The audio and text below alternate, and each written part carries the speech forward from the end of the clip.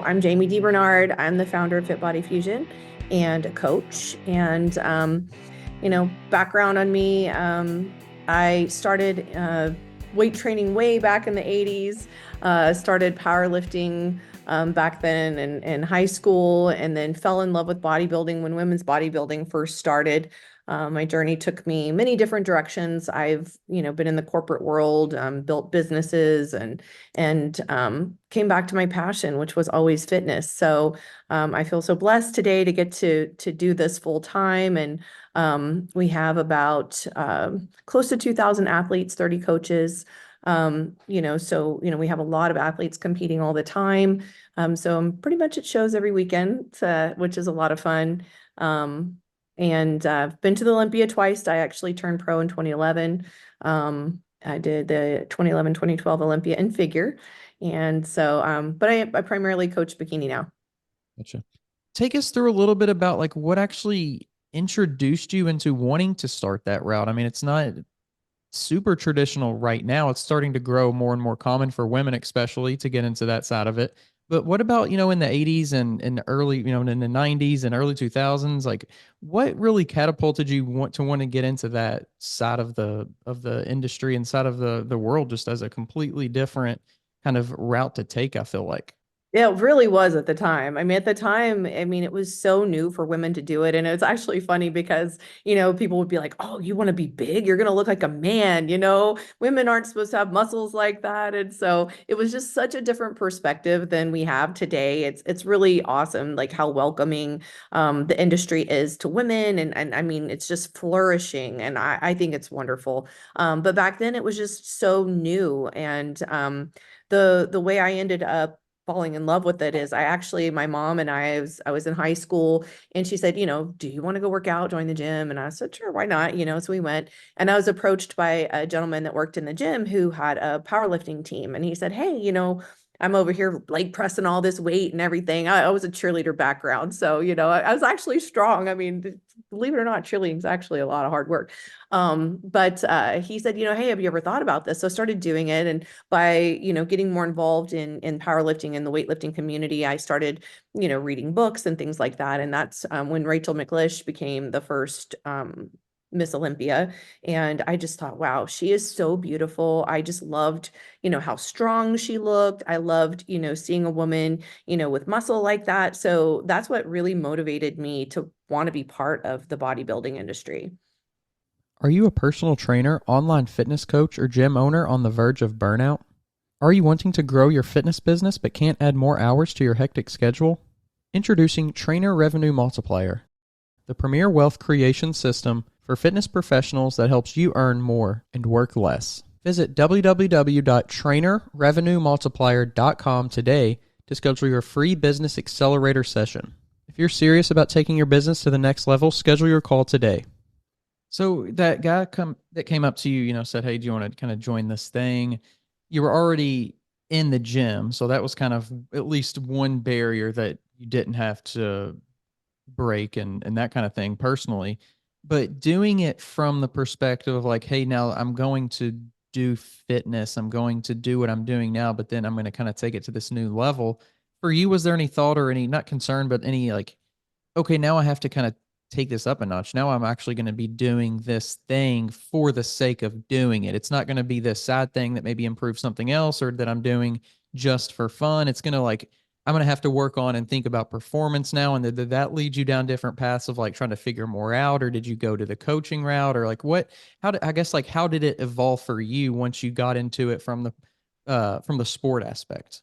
Yeah. I mean, one of the interesting things back then, the women and men were separate in the gyms. Like we had our own area to work out, So what was cool about it is with this coach that I was working with, he would bring me in the guys area, the free weight area. The women, we didn't have all those free weights. It was kind of like the pink machines and all this kind of stuff.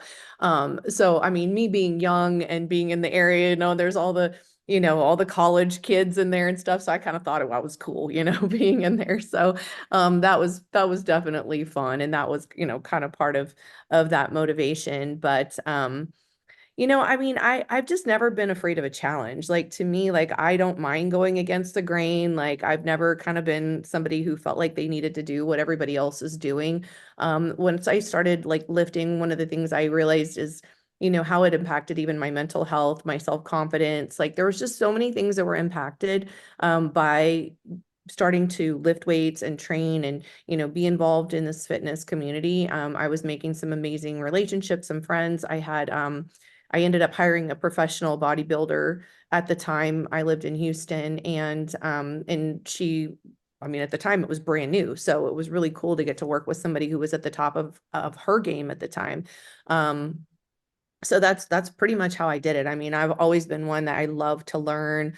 I'm a sponge. Like if I take on something new, I want to find somebody who can teach me and mentor me. And so I've had some really amazing mentors, throughout my life, both in the bodybuilding world and in other areas of my life. So yeah, I feel really blessed in that. And so I went full board down that path, but ended up going graduate school and got kind of more involved in my corporate career and things like that. And so bodybuilding took a back seat really until a lot later in my life, till, closer to the 2000s.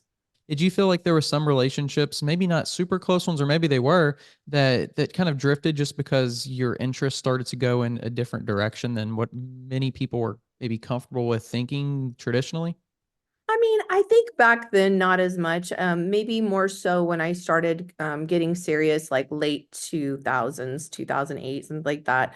When I really, really started getting serious with competing at that point, for sure. I mean, I think that sometimes it can be difficult when you're so focused on something and, there's limitations around what you can eat and your timing and things like that. So certainly, my best friend, who's still my best friend, has been my best friend for over 20 years. She gave me a really hard time for a while when we first, because she's like, why can't you go out and have drinks? Why can't you go out and eat this or do that? So there were definitely challenges, and family members like, would see me change, especially when I was going to compete, and, I would lose some weight in my face, and then they would be like, oh my gosh, are you okay? Do you have an eating disorder? Or, like there was definitely like some of those kinds of things where people who weren't familiar with, the bodybuilding world and what to expect, for sure were some a little put off by it, or just, had a little bit of a hard time, understanding,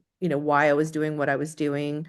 One of the things I think that's really cool that's evolved, is when I first started, I feel like, we were very strict meal plan and things like that. And, as we've kind of evolved in my coaching methods to a more macros based sort of approach and some things like that, we build in a little bit more flexibility, which I think helps a lot with relationships, because I do think that can be part of it, where you're having to avoid any kind of social situations because you don't want to be around the food, that kind of thing. We do our best to kind of build in a little bit of a buffer for that, so you don't start to kind of lose some of the connections and relationships that you have. Hmm.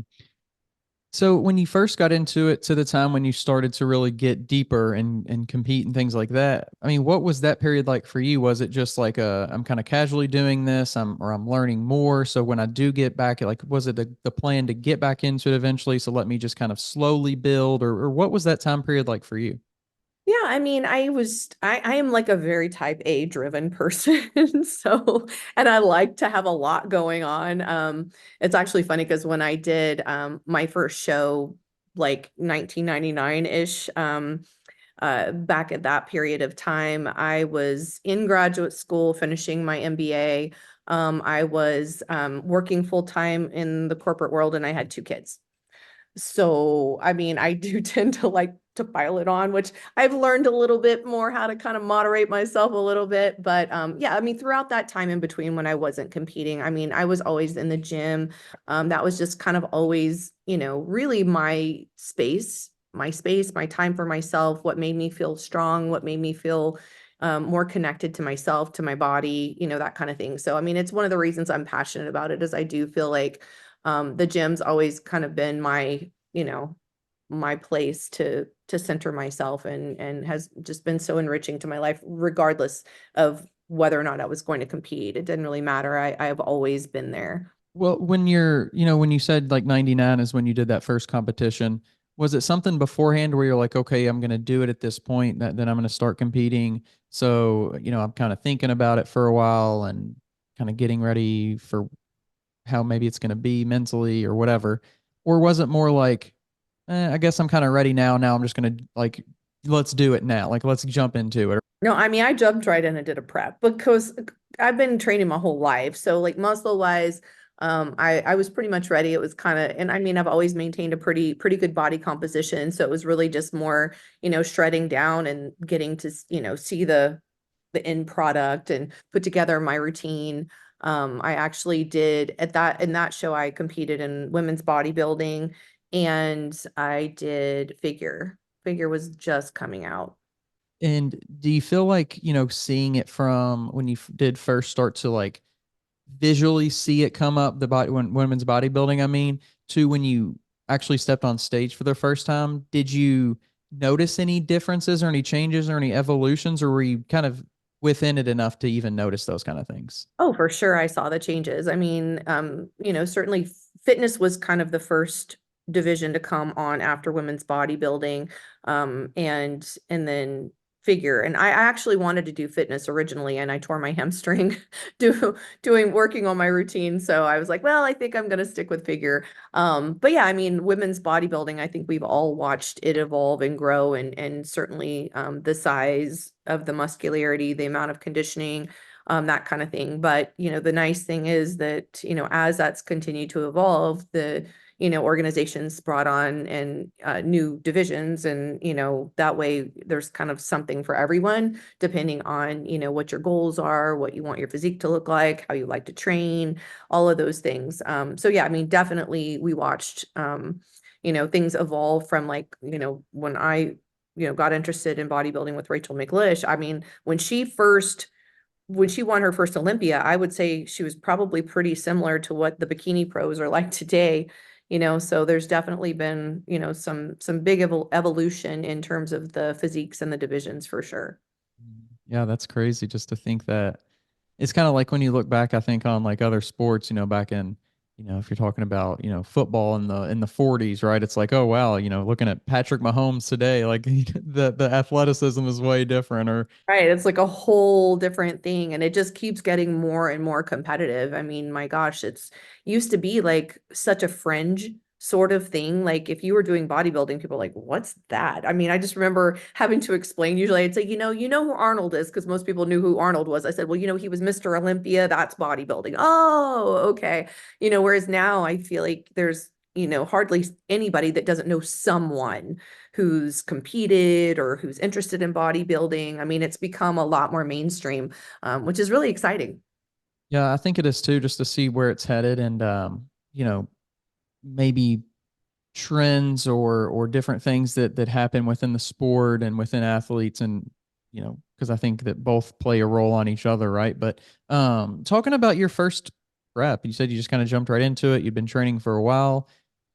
Walk us through a little bit about what that was like for you, because there's certainly a difference between, oh, I'm training and working out, and I might eat Yeah. somewhat clean, Well, so then I'm on prep. Like, tell us about that experience. yeah, so the funny thing with my first competition is I just had a trainer in my gym prep me. He had no idea what he was doing.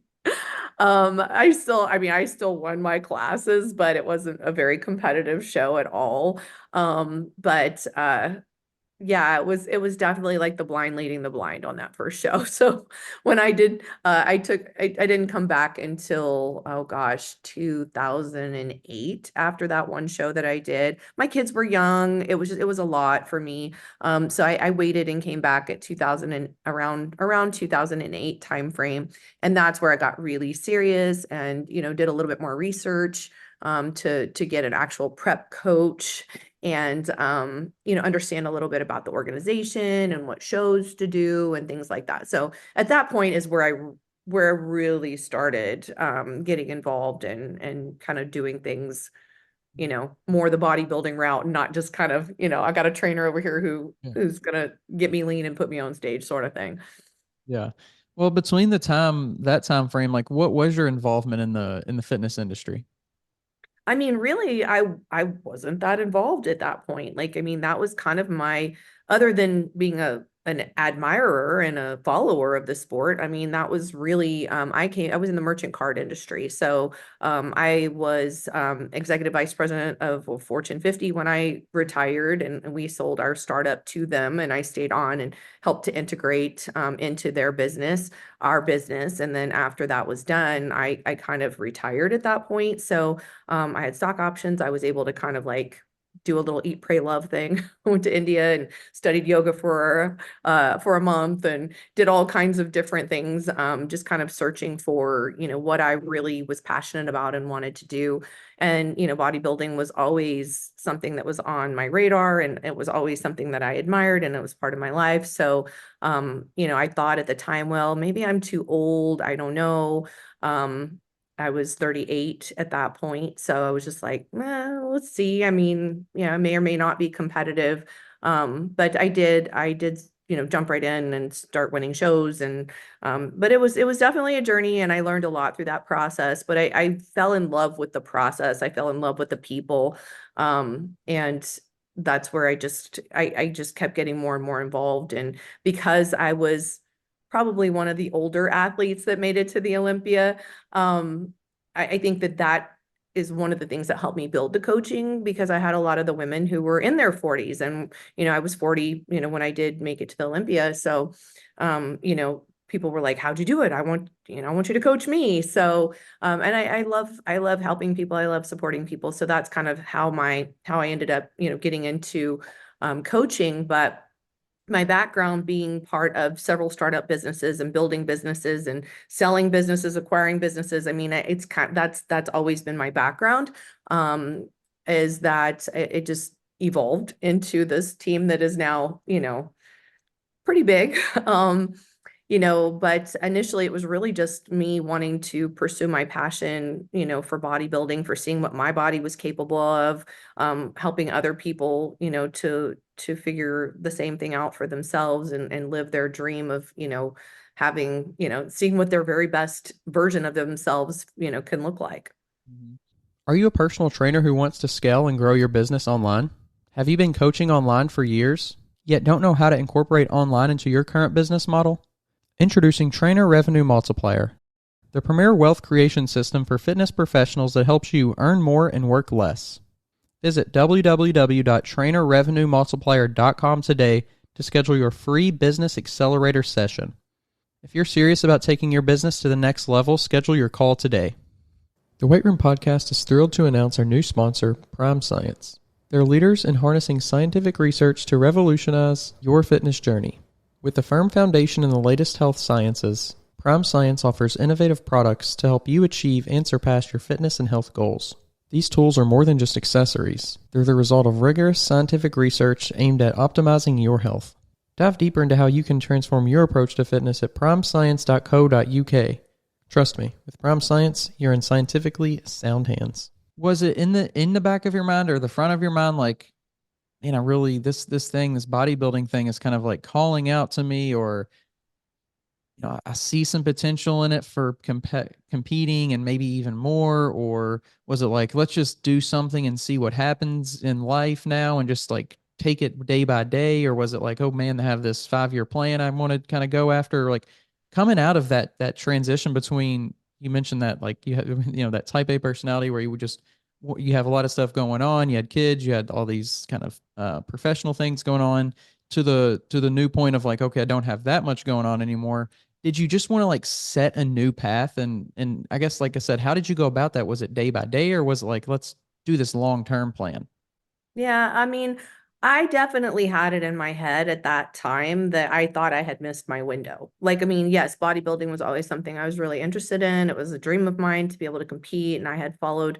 There was Monica Brandt, who you may or may not know. I mean, but back then, she was on the cover of all the muscle and fitness magazines, and she and I were both from Houston and had competed and done some Hawaiian Tropic and all these kinds of things like that. So I had kind of watched her career, and I did something very different. So at the point in my life where I decided to go ahead and give it another shot, I mean, in my mind, I thought, well, I probably missed my window. Maybe I'll be competitive as a master's, that kind of thing. So I really was kind of like, I'm going to dip my toe in the water, but I definitely wanted to do it right and, have a bit more mentorship. So, I had another gal who was competing that worked out at my gym, and found out a little bit about her coach, and started with him initially.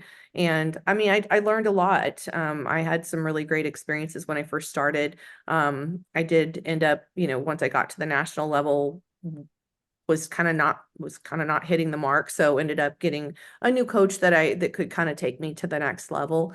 But yeah, I mean, I wasn't intending to be where I am today. It was kind of, just a passion of mine and something that I really wanted to experience. And, I just realized I was good at it. So I kept going.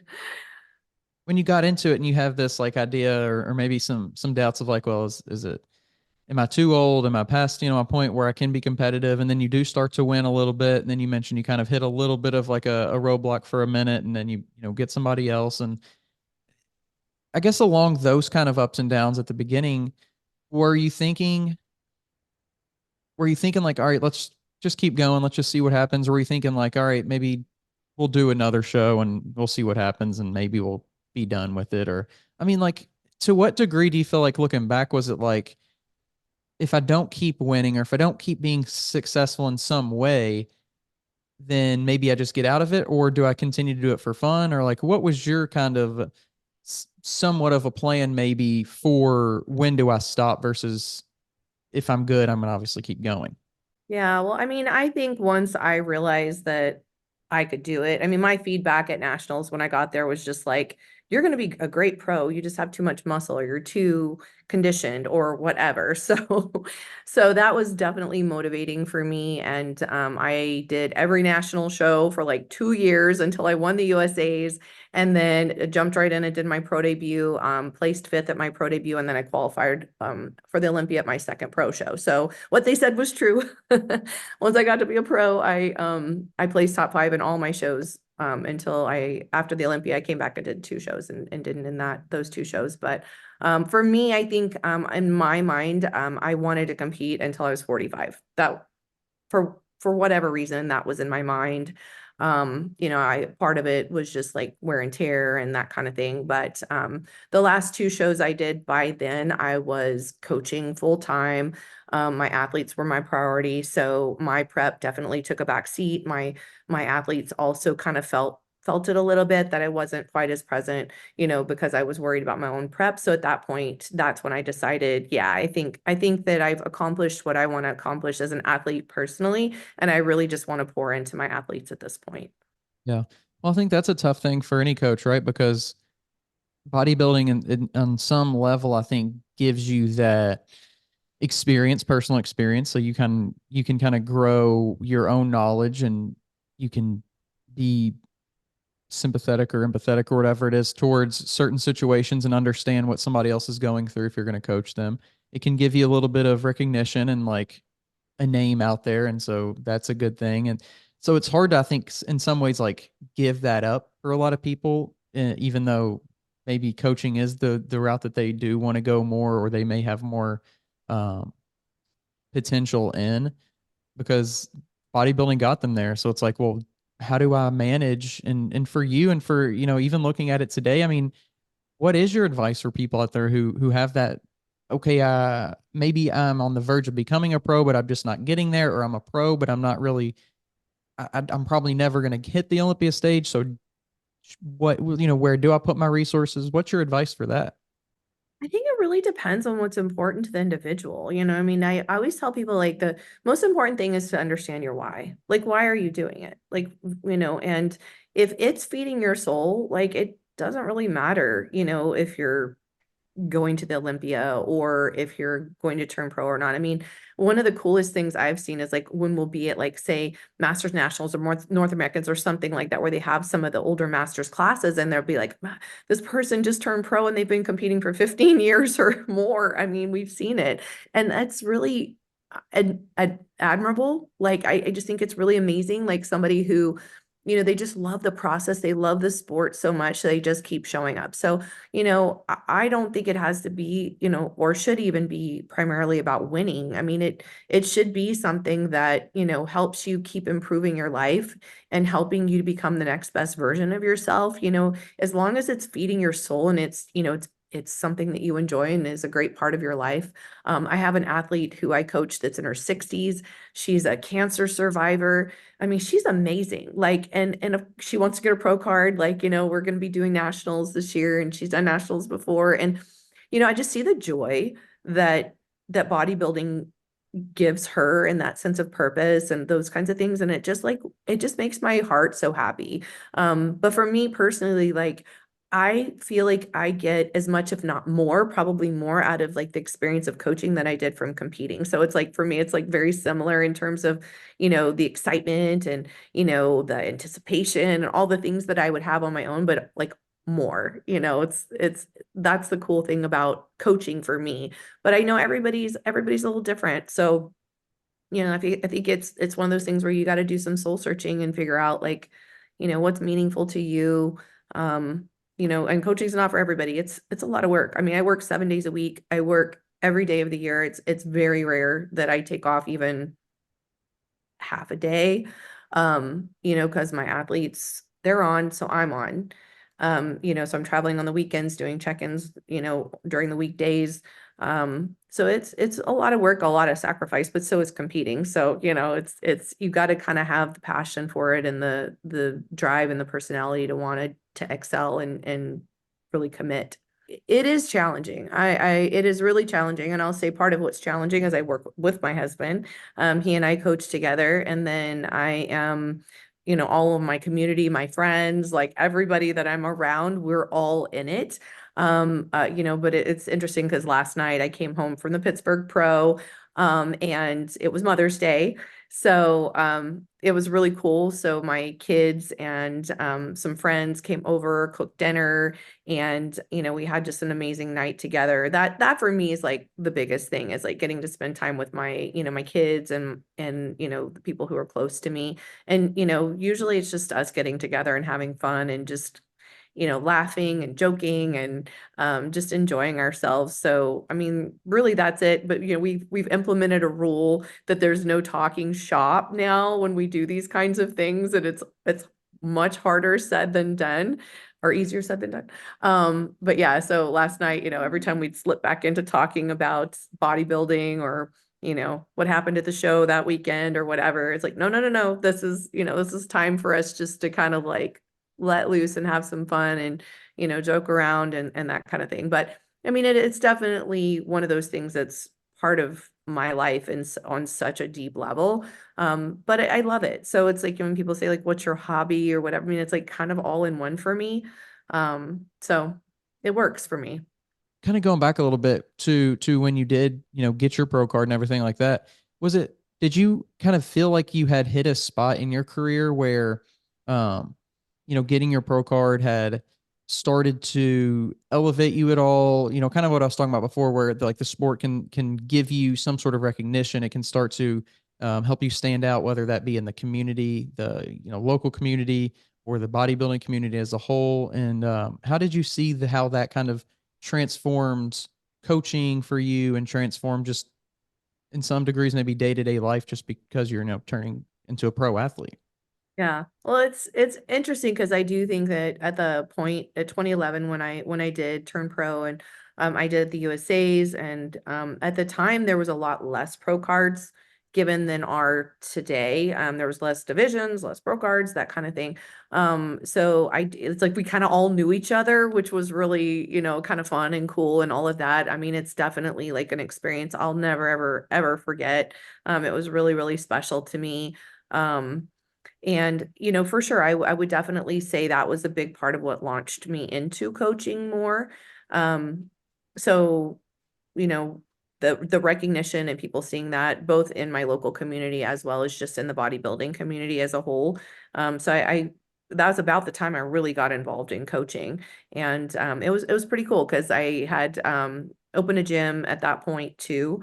And so we were doing all kinds of events and posing clinics and uh, group workouts and just fun stuff, like opportunities for people to get together and create community, which is a huge part of like why I love being part of bodybuilding. Is it's such a close-knit community. So I'm at a show every weekend and I'm hanging out with my friends. Like I get to go see all the people that, we've been doing this together. A lot of the people who are now judging and promoting and those kinds of things actually competed with me, when I was competing. So, we all kind of came up together. So it's really cool, getting to go to these different events and, big hugs and, sometimes we'll all go to dinner or hang out or whatever. So that's why I say, like, even when I'm doing, more social or relaxing things, it's usually with my bodybuilding people because they're my people. They're my tribe and my community. So yeah, so I mean, yeah, certainly turning pro was something that did launch that. I mean, probably more so in my confidence than really even in other people's perceptions. I mean, maybe it was a little bit of a combination of the two, but I have some coaches that coach for me that aren't pros that are amazing coaches. And in any sport we look at, I mean, there's amazing coaches that were never the best player or the best athlete or whatever, but they're just incredible leaders and incredible coaches and incredible strategist, So I definitely don't think it's necessary for somebody to be a pro. I do think, it certainly provides context and it helps me be more empathetic because I've been down, experienced a lot of the things that my athletes are experiencing. So I think that helps from that perspective. But I don't know. I feel like I would have ended up here no matter what. It just felt like it was my destiny. So you mentioned having the gym. At that point, I guess what was kind of the timeline and the thought process behind like going and doing a gym versus okay, now maybe going and doing more of the online stuff and more of that kind of side of it versus in person? And was it just a transition based on the times, or was it a transition based on like wants or needs or desires, or how did that kind of play into it? Yeah, so I mean, initially I couldn't imagine myself doing online coaching because I was doing everything in person. And I think that as the sport continued to evolve and I had people, that wanted me to coach them that didn't live locally, and I started to kind of create a system, and I'm all about systems and I mean, I'm like, I love organizational behavior was like one of my favorite MBA courses. I actually went back and taught graduate school for a little while, and these were some of the areas that just I really, really enjoy, building teams, building community, like those kinds of things. So being able to take that we had done in kind of our local world and then being able to scale it into, the bigger world, was challenging in the beginning because I had to find ways to like still create connection and still, that kind of thing. But I fell in love with it. Like I actually ended up, I enjoy it more. And one of the cool things about what I do now is, I mean, I have athletes all over the world. I mean, from Australia to Indonesia and, South America, Asia, like, I mean, all over the place. So getting to work with all these incredible athletes from all over the world, is really, really amazing, whereas, in the local community, it was a lot of fun and getting to have that in-person connection was really great. But it's great in its own way. But I do have my athletes quite frequently do come out and see me, and meet with me in person, whether it be coming to see me at a show if I'm in their region or coming out to Arizona where I am and seeing me here, to do physique evaluations, posing, training tweaks, things like that. So I still do some in person, but most of what I do now is online, and it works really well. I love it. And I think there's a time and place for both. I mean, there's certainly, situations I've been in, if I'm working with somebody who doesn't have a lot of experience in the gym, like they might need some of that hands-on. They mean, there's definitely a big difference between a coach's role and a personal trainer's role. And I think that they're both important roles.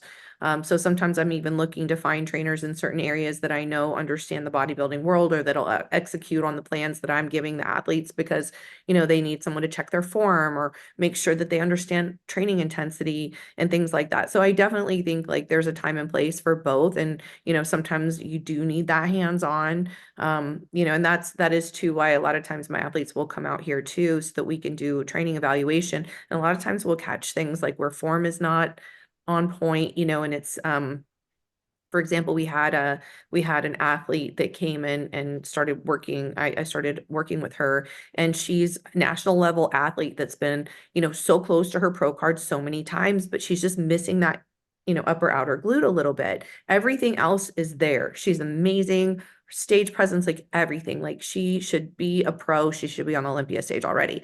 But when we had her come out and we did, the training assessment, what we realized is that, there were certain movements that she was doing where she was not, it just, the form was a little bit off, and some of the exercise she was doing weren't ideal for her body. So we were able to really kind of nail it down and figure out specifically what she needed. And because she is an advanced athlete, she could go and implement it immediately upon learning it. So, there's definitely a time and place. I feel like, there's definitely some benefits there. Because I travel to shows so much, I get a lot of that hands-on with my athletes too at their shows. And that's a lot of times where we're doing like those last minute posing tweaks. I'm getting feedback with them from the judges so that we're really able to evaluate, like, what do we need to work on? And that way, once we go back to the drawing board, we come back with strategy and plan and what we're going to implement to make sure we're continuing to grow in those aspects. But I do think that, one of the things that does set us apart, and me as a coach, and us, as FitBody Fusion coaches, is I'm a big stickler on, like, none of us having too many athletes, because I do think that sometimes in this online coaching space, you have coaches that have some success, and then they have a flood of athletes that want to work with them, and they never kind of like put a cap on it, and then the quality starts to decrease. And so that's been something that's been really, really important to me. And it's so hard sometimes because, sometimes I'll have somebody, and I'm like, I really want to work this person, but my roster's full right now. I have to say no, because I don't want to sell them short or anybody else I'm working with. So I do think that that's, when you're doing the in-person, you have people scheduled throughout the day and you can't go over them. You only have so many hours in a day. Whereas with online coaching, I'll have people sometimes tell me they were with a coach and they didn't hear back from them for like 3 or 4 days. I can't even imagine. Like, I wouldn't, like, my athletes always hear back from me the same day, but I do understand, like, sometimes it's like, coaches are just overloading themselves and it's not intentional. They're doing the best they can do. They just, sometimes you got to say no, even though it's hard. How do you try to, and this kind of goes maybe to systems that you were talking about, but how do you kind of like manage systems of relationships when things start to get more, I guess maybe crowded in a client's relationship, meaning like, okay, if we have the coach, we might have a personal trainer, maybe we have, if someone like a medical professional that we're, kind of connecting with, or a massage therapist that we're now connecting with, like, how do you kind of manage and in real time too, like make changes and updates and things like that? Yeah, that's a great question, because I'm all about the team. And because I am coaching some really top athletes, like, these athletes need a team to help them manage. And so, if I'm the coach, then I'm the umbrella. So the way I look at it is I'm kind of the person who's holding all of this together and managing it. Certainly it's important that if they are going to work with an in-person trainer, which I have, a lot of my clients do have somebody with hands-on, that, we are in sync. I mean, I'll give you an example. I had one of my top athletes who was working with a trainer in her area for a little while. And it got to a place where this trainer initially was kind of working and listening, and then kind of felt like, okay, she wanted to do things a little bit different in her way. And what ended up happening is that, because this athlete has great genetics, grows very quickly, she was doing a lot of compound movements that ended up creating a lot of muscle in her core, that now the waistline started to get too big. So we ended up having to then retool. Also, her quads started to get too big for the bikini category. So then, we had to kind of retool and like pull her away from this trainer.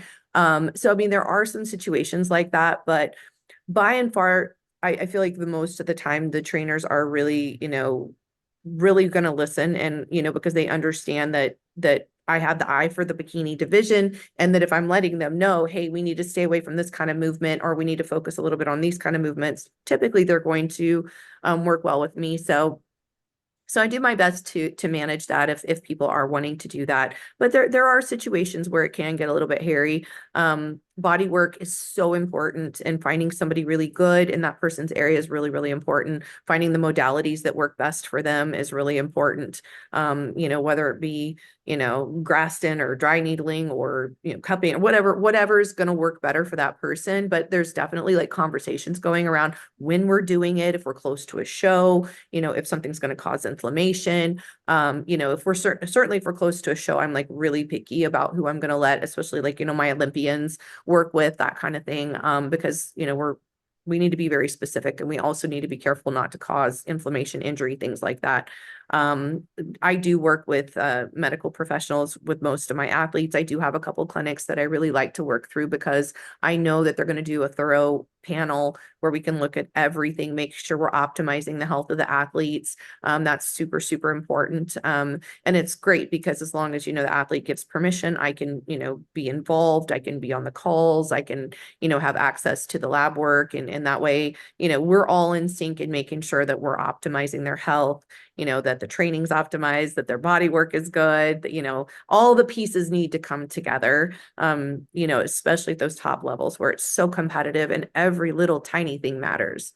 Well, I mean, you talked about Olympians and, when it's time to get on that stage and, like, okay, I could see I have an athlete up there. I have 3 athletes or whatever it is, that are standing on stage at the Olympia. Um, I think I and had 9 last year. so, you have a lot of athletes standing up there on the Olympia stage, and it's like, I can kind of see where like this person's benefiting from this specific thing. But if we did that with this other one, it's not going to work out the same way. So kind of to that note, I mean, to what degree do you kind of do you try to like stay on top of a lot of like new information and new research, or is it like, let's see how this stuff plays out maybe in real life with other people first, let them kind of be the guinea pigs, and then like how do you like manage? The Weight Room Podcast is proud to be partnered with Prime Science, our new sponsor and a trailblazer in health technology. Prime Science is dedicated to pushing the boundaries of what's possible in health and fitness through extensive research and scientific validation. Their products are a testament to their commitment to safe, scientifically backed health optimization. To learn more about how Prime Science is redefining fitness with valid science, visit primescience.co.uk. Join us in embracing a future where fitness meets rigorous scientific practice with Prime Science. This podcast is sponsored by Smoking Gun Coffee, a veteran-owned coffee company that strives to give back to those in need. Don't forget to use code TWR10 for a 10% discount at checkout. And this could be kind of really nitty-gritty in the weeds on specific examples, but like, you're talking about blood panels and stuff like that. So maybe new research comes out that if this certain level's high, then doing this can be a potential way to lower. Studies suggest that if you do this or take this or whatever, then you can lower this level, which will have this result on stage. Is that something that you're looking into like normally or frequently, or is that something that, other people on your team are doing, or is that something that just kind of, as it flows through the community, you kind of see, okay, did it work for this person, or how do you manage, I guess, new information? Yeah, it's kind of interesting because while there's always education going on, and I'm just big on education. I love it. I always want to be learning. I always want to be growing. So when there's studies that come up that are applicable, then yes, I'm definitely like researching them and that kind of thing. And at the same time, like what we do is so specific, and there's a handful of us really that are coaching most of the Olympians, in this division that I coach for. So we even talk to each other and collaborate with each other, sometimes pick each other's brains about things because, there's not specific research out there for specifically what we do, you know what I mean? And general health, optimizing, general health and things like that, and understanding how different supplements are going to affect the body and things like that, of course, yes. But when it comes to, bringing in, a specific look, a specific, all of those things, how to peak properly, those kinds of things, like we're writing the book, like we're really, creating the blueprint that's going to, bring the results that we're looking to bring, because it is very specific. Well, talking about writing the book, I mean, have you seen in your coaching career how that book has kind of been rewritten, and how maybe some people who initially did write some of those roles or who rewrote some of those roles that are now being rewritten again? Do you see that that's sometimes a hard thing for coaches to accept at a certain point? It's like, this is the way I've been doing it for years. And, is it worth redoing, or is it worth re-experimenting, or, is that something within the industry that you see sometimes? For sure. Yeah, for sure. There's a lot of coaches that are out there that are still doing things the way I did it when I very first started. Kind of old school. I mean, I did the whole of tilapia and asparagus and very, very strict meal plans and just certain things about the way that we did things, even training wise, have evolved so much. And so that's where I feel like, you got to be on the cutting edge. And for me, like one of the big things that I wanted to do since day one as a coach, and it's based on my experience as an athlete, is meet my athletes where they're at. Because I can give an athlete the best program that ever existed in the world, but if it's not something they can execute or that works for them, then it's worthless. And just to give you a great example, I had an athlete that came to me from another coach, and that coach had this athlete 20 something weeks out, was doing like almost 90 minutes of cardio, 75 minutes, 90 minutes of cardio already, was eating like 1,200 calories, and weight was not budging at all. And so this athlete got frustrated, and this was a pro athlete, kind of had been placing like second, third-ish call outs, that kind of thing. And so immediately I looked at what everything that was being done, and we had, some extensive conversations. And what I ended up finding out is that this athlete was working like these crazy swing shifts, nursing, things like that. So she was only sleeping like 2 or 3 hours some nights in order to get everything in that was being required. So, she just wasn't recovering. She wasn't getting any sleep. She wasn't getting recovery. She was doing 20,000-ish steps a day. I mean, it was just crazy. So, I had to meet her where she was at. So that meant bringing up her food, bringing down her cardio, changing up, some of the supplement protocols that she was on that were pretty extreme, and immediately we started seeing some shifts. We started seeing, her body start to respond. She ended up going to the Olympia that year. So we were able to get the body back on track. We were able to get her, competing again. She ended up, I think she got like no, she was higher than that. I want to say 12th or something at the Olympia. I don't remember. And then, then qualified again. So she's done 2 Olympias since then. But my point is that, like, I feel like as a coach, it's our job to be strategic and kind of dig out, like if something's not working, we need to have more tools in our tool belt. Like we can't just, like, the old school methodology is kind of everybody had the same meal plan. We would take out a little bit of fats each week or a little bit of carbs each week, and then we would add a little bit of cardio each week. And you know what I mean? And yes, of course, like the goal is to create a deficit to get lean while you're in prep, but there's more to it than just taking away food and adding cardio. How the improvement seasons are handled are huge, and not just from a physiological standpoint, but also from a psychological standpoint. Like it's really important that we're taking care of the mindset. I mean, I have athletes that I'm working with that, by the time they came to me, they were already so burned out that, they're struggling to even have the passion to get back into it again. So then it's a matter of us working on creating something that is doable and feels good and allows them to recover that mindset and their passion around it. So, while the technical aspects are important, I think sometimes what's missed is the psychological aspects. Like this is hard. This is really, really hard. So, if you don't have somebody who's, if an athlete doesn't have somebody who's listening and who's willing to, make some concessions and some modifications to make the program work for them, then they're not going to go as far. And sometimes they're going to burn out and maybe leave the sport altogether. I mean, I've seen people with tremendous potential that just burnt out and left. So, my goal is to, really meet my athletes where they're at, listen to them, create programs that are going to work for them. That doesn't mean I'm not going to push them. Does not mean it's not going to be hard, but, whether that means a diet break here or there, or a deload week, or, just refeed, whatever the situation is. Like I have to be constantly listening, even reading between the lines, not just what they're saying, but sometimes what they're not saying, because they just want to suck it up sometimes and do it even when they need a break.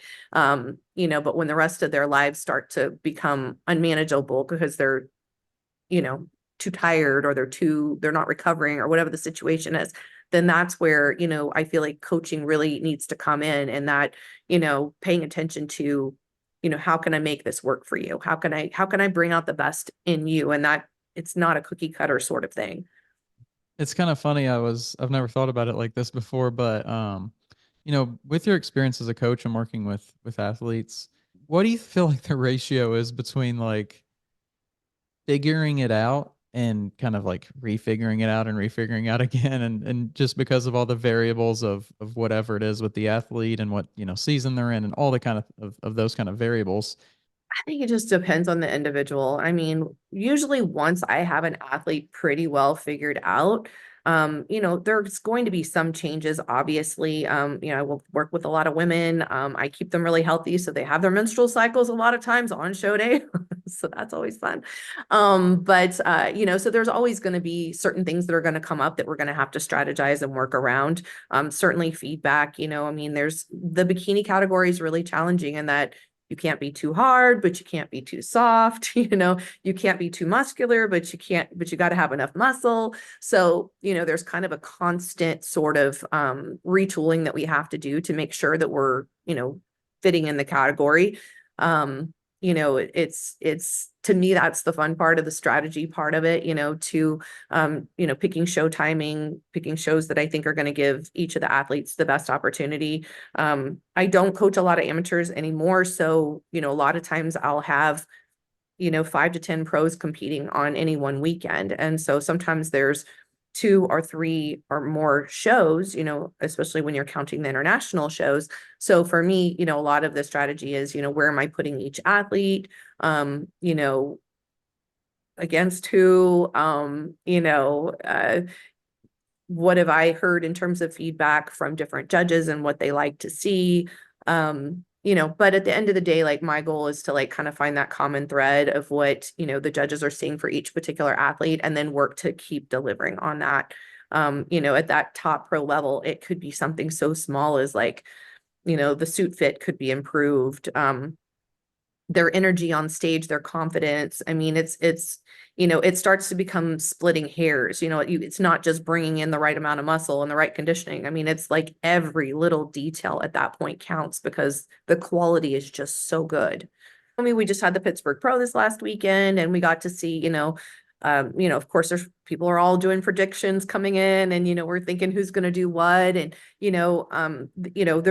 you go in, and what you said is absolutely right. I mean, the judges are looking for what's wrong. So they're looking for flaws, and, everybody does their individual routine and everybody looks phenomenal. And then you put them up next to each other, and then you can kind of start to pick things apart, so, the easy things are, if somebody's too conditioned or they're not conditioned enough, like, that's an easy one. Okay. They're going to kind of go on a lower call out, but then once you start getting into that, we had 15 Olympians in this past weekend show.